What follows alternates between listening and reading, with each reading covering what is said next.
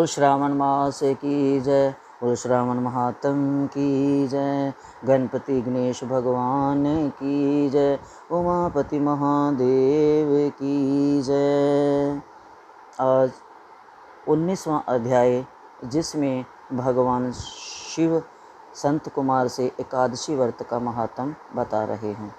भगवान श्री सदाशिव ने कहा कि हे संत कुमार, सावन महीने की दोनों पक्ष की एकादशी तिथि के दिन जो क्रिया करनी होती है, अब मैं उसके संबंध में बताऊंगा, उसे तुम ध्यानपूर्वक सुनो।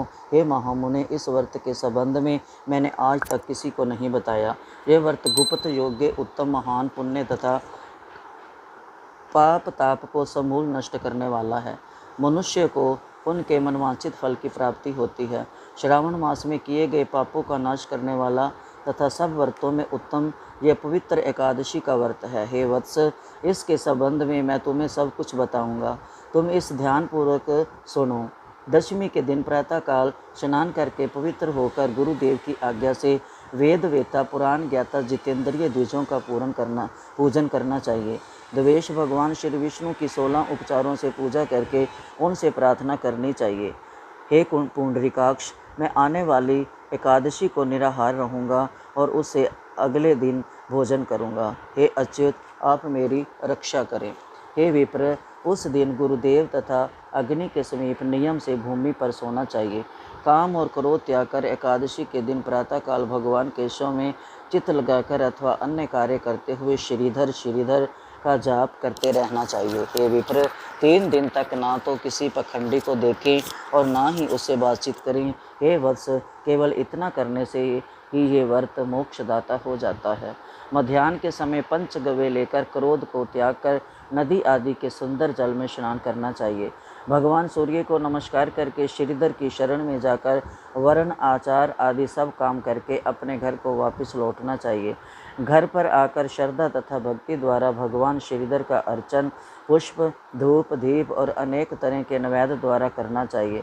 रात में गीत वादन तथा कथा सुननी चाहिए और जागरण करना चाहिए। पहले कलश स्थापन करके पंचरत्न और सोने को कलश में रखकर श्वेत चंदन से पूजा करनी चाहिए और फिर कलश को 2 श्वेत वस्त्रों से ढक देना चाहिए।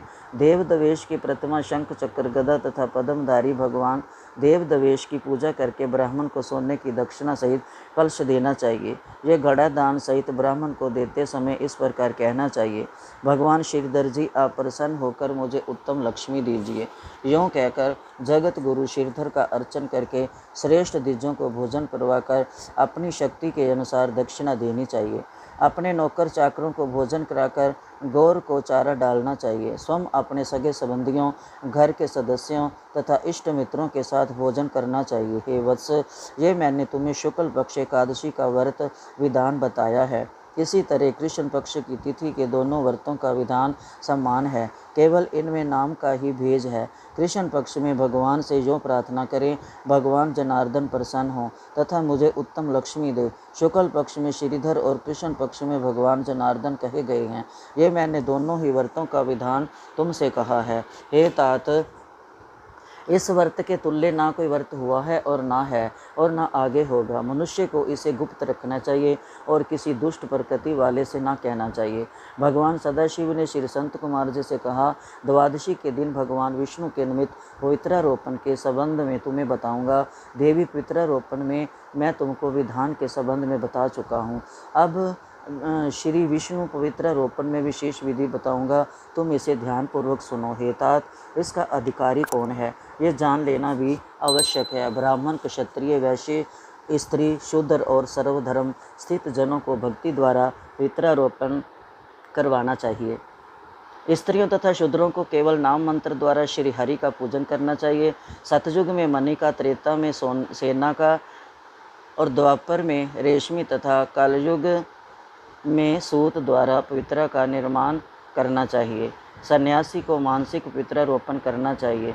पवित्रा को बांस के पात्र में रखे तथा कपड़े से ढककर भगवान श्रीधर के सन्मुख रहकर कहे, हे प्रभु, आपने क्रिया लोपार्थ पवित्रा को ढका है। हे देव, अब आप सब तरह से मेरी गति हैं। हे जगतपते, आपको मैं इस पवित्रा द्वारा प्रसन्न करता हूँ। हे द्वेष, आज से लेकर वर्ष भर तक वर्तनाशक काम क्रोध आदि ना हो। हे द्वेष, आप अब तक मेरी सुरक्षा करें जब तक मेरा व्रत पूर्ण न हो जाए। मैं आपका भक्त हूँ, आपको नमस्कार है। इस तरह भगवान श्रीधर से प्रार्थना करनी चाहिए। कलश पर बांस के पात्र में रखे पवित्रा की नम्रता पूर्वक इस प्रकार प्रार्थना करनी चाहिए। हे पवित्रा, 1 वर्ष तक किए अर्चन से प्रसन्न होकर आप विष्णु लोक से यहाँ आई, अतः आपको नमस्कार है। हे देव, विष्णु तेज से उत्पन्न रमणीय तथा पाप नाशक सब इच्छाओं की प्रदाता आपके शरीर में पवित्रा को धारण करता हूँ। हे द्वेष, हे पुराण पुरुषोत्तम, आप मेरे द्वारा निमंत्रण हैं, अतः आपका पूजन करूँगा। फिर पुष्पांजलि देनी चाहिए तथा रात में जागरण करना चाहिए। एकादशी के दिन अधिवासन करके द्वादशी के दिन प्रातःकाल पूजन करना चाहिए। गंध, दूर्वा, चावल तथा हाथ में पवित्रा को ग्रहण करके कहना चाहिए कि हे देवों के देव, आपको नमस्कार है। इस पूजा को आप स्वीकार करें। 1 वर्ष तक पुण्य फलप्रद पवित्रा से निवेदन करना चाहिए। आप मुझे पवित्र करें। हे देव, मैंने आज तक जो पाप किया है, आपके सुप्रसाद द्वारा मैं उन पापों से मुक्त हूँ। मूल मंत्र द्वारा पवित्रा को संपुटित कर नैवेद्य देना चाहिए। निरांजन तथा प्रार्थना करनी चाहिए। मूल मंत्र से अग्नि में घृत तथा पायस द्वारा हवन करना चाहिए। इसी मंत्र द्वारा पितरा का विसर्जन करके कहना चाहिए कि हे पवित्रे, 1 वर्ष किए मेरे पूजन को सविधि परिपूर्ण कर दें। हे पवित्रे, 1 वर्ष किए मेरे पूजन को पवित्र करें और हे पवित्रे, विसर्जित हो विष्णु लोक को जाएं। यूँ कहकर ब्राह्मण को दे देना चाहिए या जल में डाल देना चाहिए। हे वत्स, मैंने तुमसे भगवान विष्णु की पवित्रारोपण की विधि कही है। वत्स, जो कोई हरि का ये पवित्रारोपण करता है वह इस संसार में आनंद भोग कर अंत में वैकुंठ को जाता है। बोल शंकर भगवान की जय, बोल विष्णु भगवान की जय, बोल एकादशी मैया की जय। प्रेम से बोलो नमः शिवाय। हरे कृष्णा।